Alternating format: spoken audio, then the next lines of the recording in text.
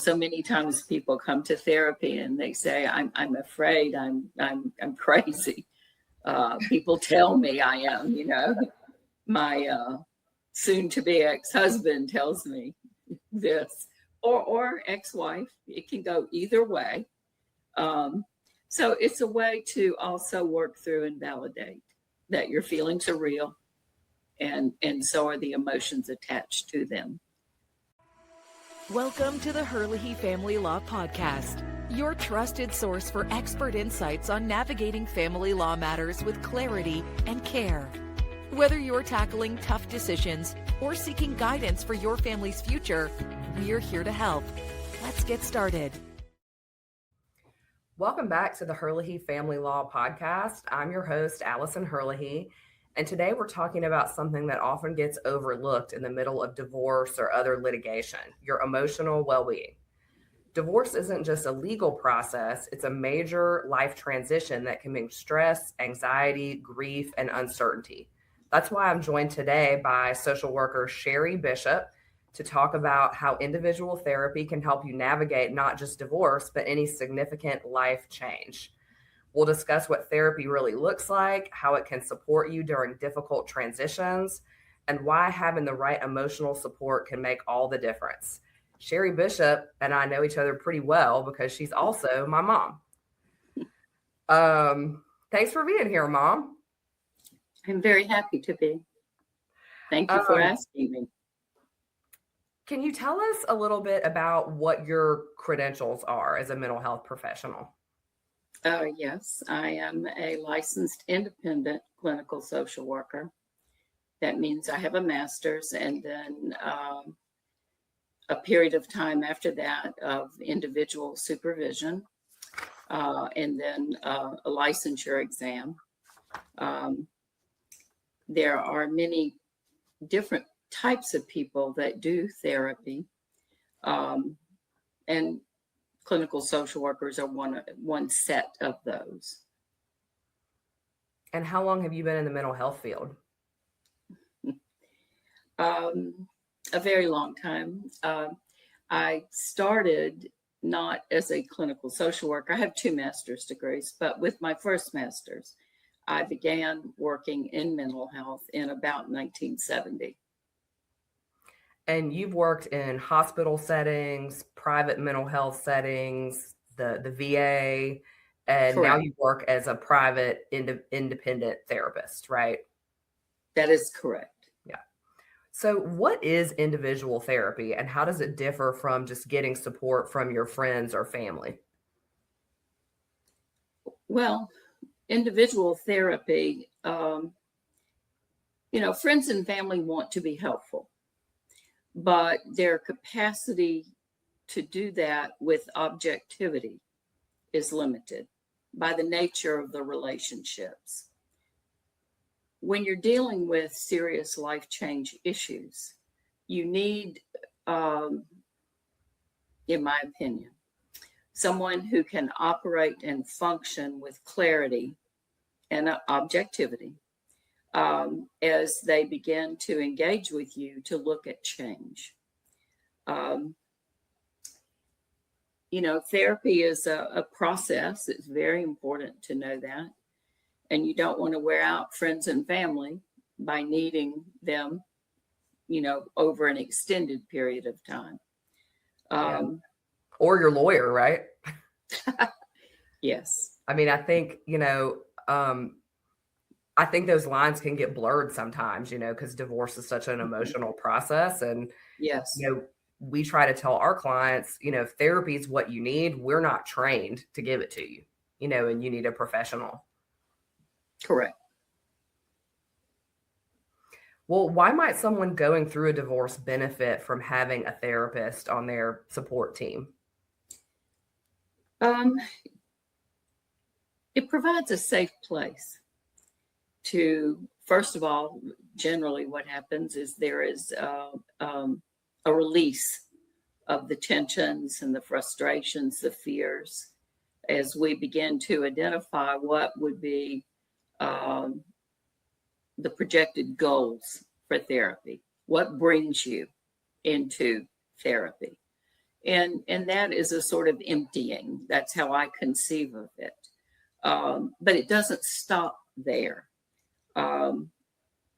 It is a safe place to examine your thoughts, your feelings, your emotions. And that's a very important thing. Not every place is safe. Hopefully, it can reduce some of the stress that one begins to feel of being isolated as they go through this process. And it's also an important way to validate your feelings. You know, so many times people come to therapy and they say, I'm afraid I'm crazy. People tell me I am, you know, my soon-to-be ex-husband tells me this, or ex-wife. It can go either way. So it's a way to also work through and validate that your feelings are real, and so are the emotions attached to them. But again, how do we reach beyond that identification and go to the next steps in therapy, which is change? Yeah. Well, what are the common emotional reactions people experience during big life changes like divorce or separation or other types of, family law litigation they might be going through? Yeah. Well, transitions or change creates, even if it's sought, and this is to me a very important thing, even if it's wanted, even if it's sought, the transition by its nature creates a sense of instability or destabilization. And that can happen in your emotions as well as the physical aspects of your life. If when you go from a known into this space of unknown, which would be the transition, say from being married into working through how to separate off that. It's unfamiliar ground. You go from the familiar into foreign territory. And to have someone help you navigate those indefinite realities can be very reassuring, very helpful.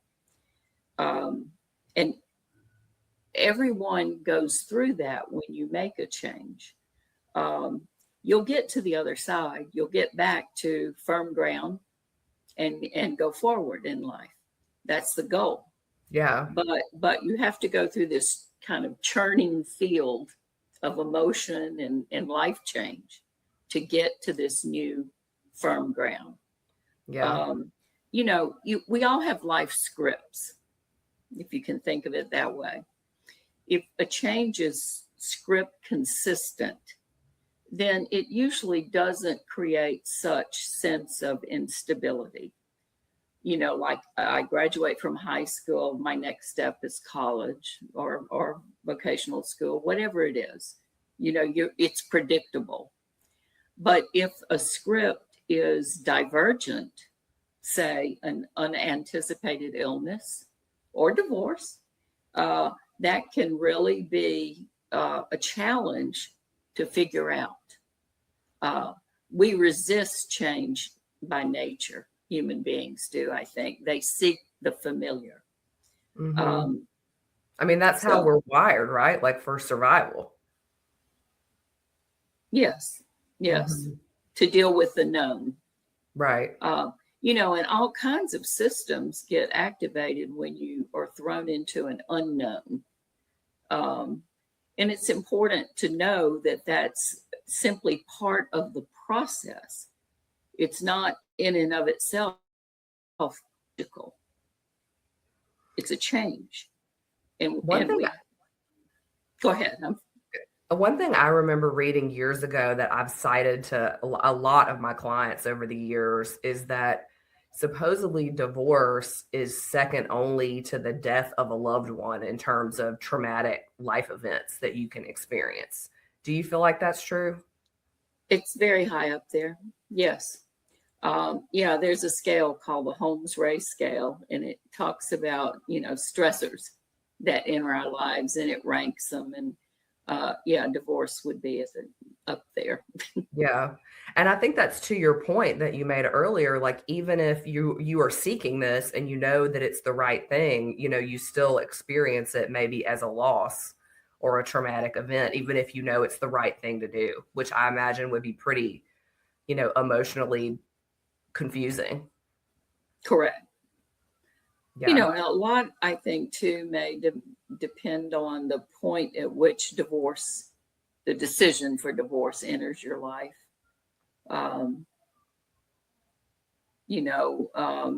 Most divorces happen roughly within the first decade of life. Of marriage, married life. But now, too, there is the issue of gray divorce that's developing, where people are choosing to divorce at much later ages. That's much more common nowadays than it ever was before. Yes, it has developed. That is true. Well, at what point should someone consider therapy? Like, is there something that you would describe, or some things that you would describe as like a key sign that, like, it's time that you need professional help? If the circumstances that you're living with begin to create interference in the routine functions of your life, if you're enduring persistent emotional distress and can't get away from it, if you live in that day to day, if you're having behavioral changes, say some small event may trigger, what most would consider a more elevated or extreme response. Those are indicators that you may need help managing this period of your life. If you are employing ineffective coping strategies, which many people do, they may be drinking more, relying on other substances, eating excessively, all of those kinds of things that work against health. Yeah. If those are creating intrusions in your life, then it is a sign or signs, something needs to be looked at, something needs to change about this. Yeah. How does therapy typically work in the early stages for someone going through a divorce or a big life change? Hopefully it will be your safe harbor, and that's how it will work. You utilize it, you pick it up as a tool and use it. When you feel that you no longer need it, you can put it down. Therapy does not have to be a lifelong commitment. In fact, I think therapy would fail if it was that, frankly.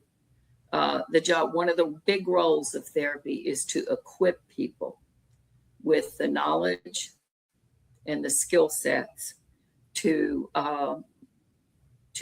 bring about their own change. The therapist is a change agent, but they do not have the power to create change in another. Right. Many times when people first come to therapy, if they're unfamiliar with it, they may say, well, I thought I was going to come here and you would tell me what to do or you would fix me. But that is a limited understanding. Therapy's role is to equip you to get in touch with your innate strengths, and everyone carries them, no matter how vulnerable or exposed they may feel. Wow. Yeah, that's so important to remember. It is. Yeah. So many times when a person comes in, we identify what are the negatives we are looking at. But it's a bigger picture than that. To reach for a person's strengths, no matter how inconsequential or small they may feel, it is very important to help people attach to those, to use that energy to produce change. That sounds a lot like, I'm going through yoga therapy training. Mhm. And one of the things they talk about is that their approach is like most of the approaches of traditional medicine, they call it pathogenic. So like identify Yes. what the illness is and figure out how to get Correct. rid of that thing. But they say that yoga therapy is salutogenic. So like you approach it from like what's there already and how can we make this person as well as possible versus like identifying what's wrong with them and trying to delete the thing that's wrong. And I thought that Correct. was such an interesting way to conceive of health. And I'd really never heard that in any other context before. Yeah. Well, it fits right into the concept of resilience. So many times people come in and they feel extremely compromised regarding their abilities to deal with things. But in the development of a therapeutic alliance, that also supports their getting in touch with their strengths. There's a whole concept of how one would look at therapy with a human being, and it is called the strengths perspective. It's hopeful.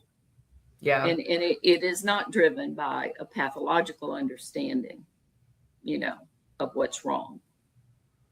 And that's how we try to frame things for our clients that we represent in divorces. Like we're going to help like shepherd you through this difficult process, but this is just like a phase that you have to move through. And then you get a fresh start after this. There's a rest of your life on the other side versus thinking that like, a lot of people come to us in a place of a lot of fear and insecurity and those senses of loss and feeling like their life is over. But, you've got a lot of life left to live. This is just one part of it.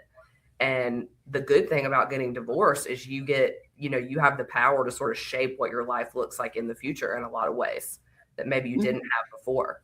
And I think therapy can probably help you do that. What do you think? Oh, absolutely.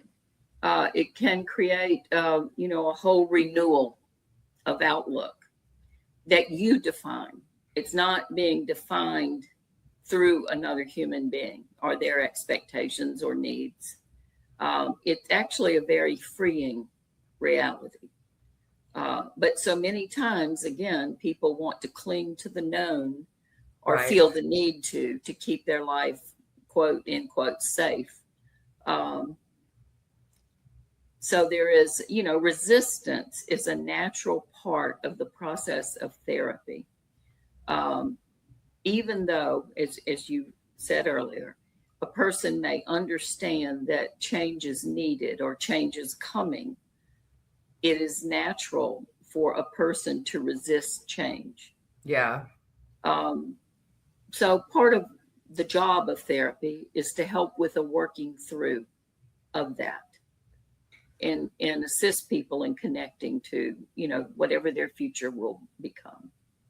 So what types of strategies or skills can you help somebody develop in therapy? Well, there are many. What are some examples? Just an array would be, one thing would be to help with the regulation of one's emotional life. So many times when people are under extreme stress, they tend to react more knee-jerk, quickly, without thinking something through. It is very, very important to try to find a way to create a pause that's going to allow you to stay in what we call your executive function up here, the front part of your brain. Back here, the old part of the brain, the old brain, some people call it the lizard brain or the reptile brain. That's what it regulates breathing. It also has survival mechanisms in it. That's where fight or flight is. That whole thing that helps you survive. If if a dinosaur is chasing you, you want to get the hell out of there if you can. But to deal with weighty life realities, it is very important to try to stay cognitively focused. It's not that you don't feel, but you want to be able to process things in a thoughtful, reasonable way. Mm-hmm. Mindfulness is another tool that's helpful. Things like relaxation breathing, to educate people how to employ that. Progressive muscle relaxation is another tool people can use. It's kind of a reset button for you on tension. Again, to take a pause, count to 10. Sometimes when people get really upset, they may have circular thinking.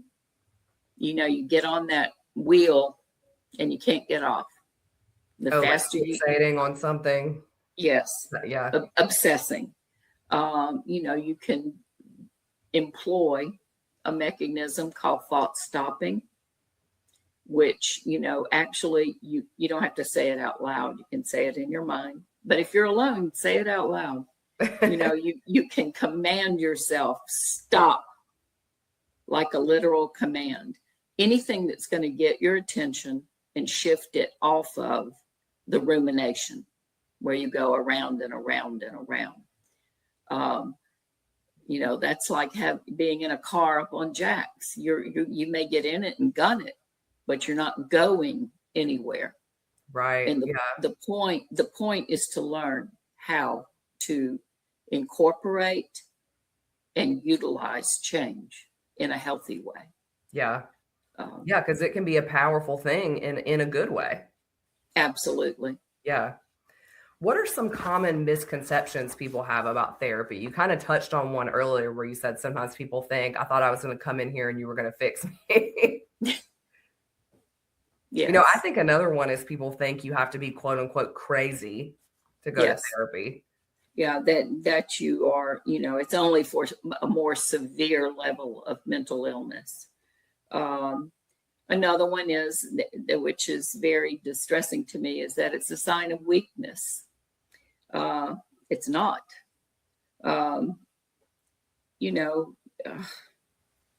Those are some of the big ones that I hear. I should be able to do this by myself. That kind of self-chastising statement. Yeah. Everybody needs a hand at some point. And therapy can be a very positive tool to use. Well, just because you can do something by yourself doesn't mean that you have to. True. I mean, we don't have to choose to do things like the hardest, most punishing way that is available. No. And, learning is a component of our lives over a lifetime. I have a quote on my desk. It's from Michelangelo. And he lived to a very old age, even though I don't know when he lived. I can't remember, but the 1500s, maybe a long time ago. But at a very senior age, maybe in his 80s, he made the statement in Italian, but the statement was, I am still learning. And to me, that is an extremely exciting prospect. Yes, we are still learning. Yeah, that's beautiful. Yes. Yeah. Well, I think a lot of people hesitate to engage in therapy for other reasons too, because of cost and time, or, worrying about what people might think. What would you say to somebody that has those concerns?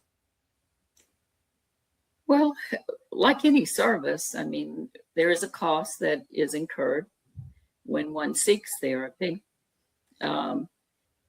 There are different levels of fee schedules, though, and that's important to know. You can go the private pay route, where you pay out of pocket for your sessions. And so that might be, if somebody's worried about it showing up on their insurance, for instance, if they have those fears, they might choose to pay cash or private pay, as you say, on purpose. Yes, and more people do that than you would Would think. typically think. Yes. Yeah. But then there's also the utilization of insurance, and then there's a copay assigned to that, of course. But there are also agencies that provide sliding fee scales. And let me correct that. It's not only agencies, some therapists will provide sliding fee scales also, according to income. Some So, therapists provide online services too, right? Like if yes, somebody has a work situation where they're not able to come in. correct. Telehealth. I think too, like we all get those alerts on our phones every week that tell us how many minutes or hours we were on, looking at our phone or on social media or whatever. And there probably aren't many people that haven't wasted a few hours a week doing stuff like that. And if you can do that, if you really need therapy, you can find an hour to go do it, Oh, sure.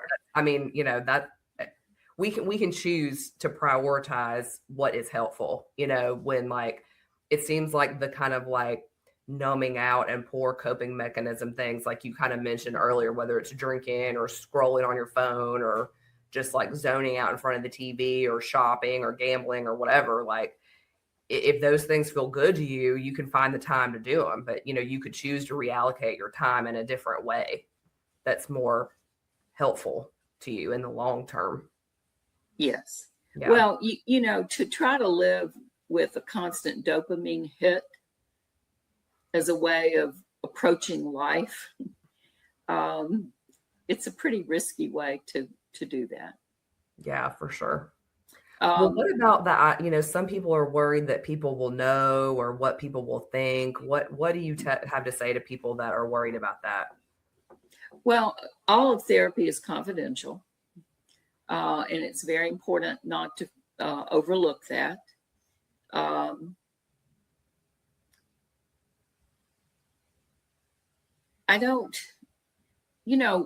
We are emotional beings, we are physical beings, and we're spiritual beings. And something can not function at its peak in any of those realms.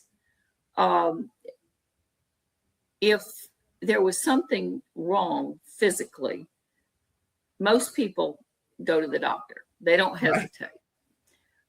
Yet, if it's in the emotional realm, there can be a hesitancy, but I want to encourage people to understand that we're all wounded in some way. That is part of the human condition. And it's important to embrace it, not run from it. Actually, you can't run from it. It will follow you wherever you go. So are you going to tune it up and function at the healthiest level you can? Or are you going to continue limping along? It makes me think of that. What is that Japanese concept that they call like wabi sabi? Isn't that what it's called? Yeah. Where like they take things that are broken and put them back together in a way that makes them like more beautiful and functional. You know what I'm talking about? No, that's called kintsugi. That's right. Where it's a porcelain. If it's a porcelain vase, they will use gold to fill in where the cracks were and glue it all back together. Yeah. Which is a very beautiful concept because it creates a different but more beautiful whole. And we're all in this. Yeah, everybody's going through something, whether you know they are or not, Mm-hmm. Yeah. Well, what are some practical tips of things that somebody can do today if they're feeling overwhelmed or really stressed, but they're not sure about starting therapy yet?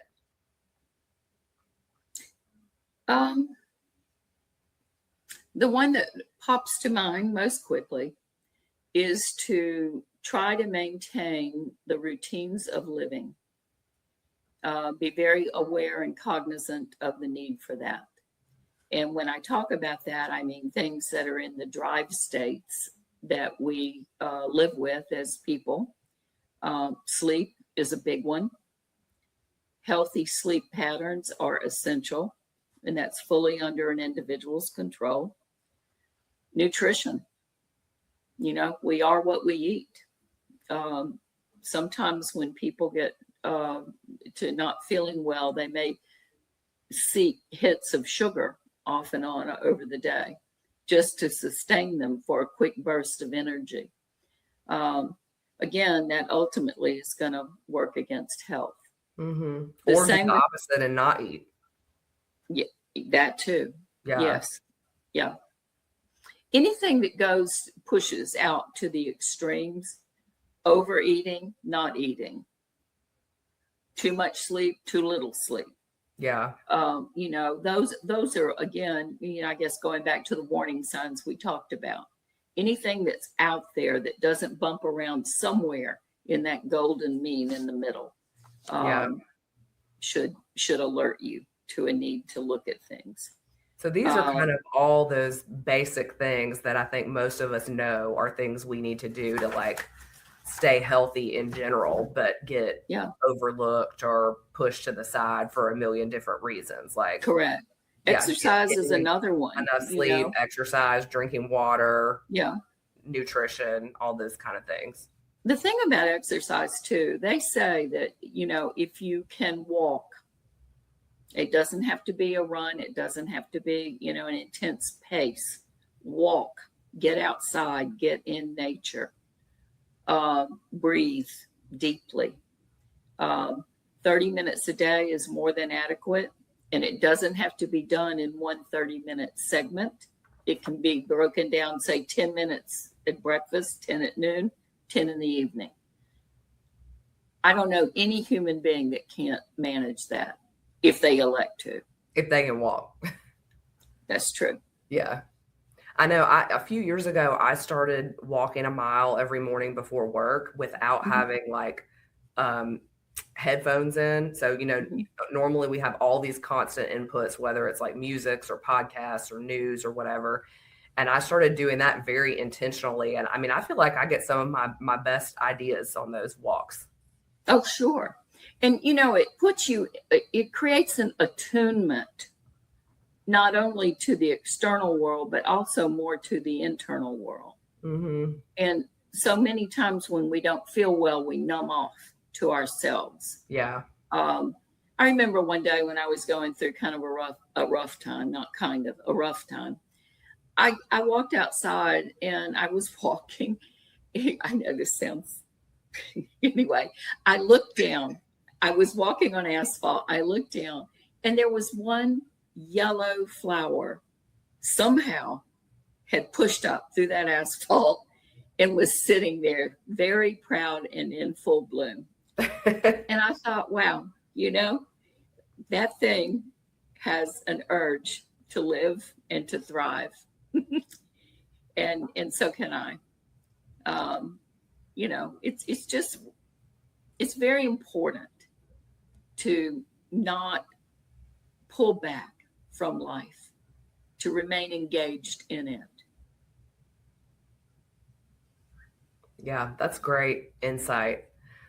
Well, Mom, Sherry Bishop, if people are interested in reaching out to you about therapy or learning more, where can they find you? I work at JB Counseling, and that phone number is 251-260-9594. The website is jbcounselingllc.com. I also have a Psychology Today profile that one could look at and read. Okay, good. Yes. Well, thank you so much for sharing your insight and your experience and encouragement today. If there's one takeaway from this conversation, I think it's that you don't have to go through divorce or any other major life transition alone. Building the right support team legally and emotionally can help you move forward with strength and clarity. If today's episode resonated with you, I encourage you to reach out for the support you need. And as always, thank you for listening to the Herlihy Family Law Podcast. We'll see you next time. Thank you for tuning in to the Herlihy Family Law Podcast. Remember, you don't have to face family law challenges alone. Visit HurlihyFamilyLaw.com or call 251-432-7909 to learn more.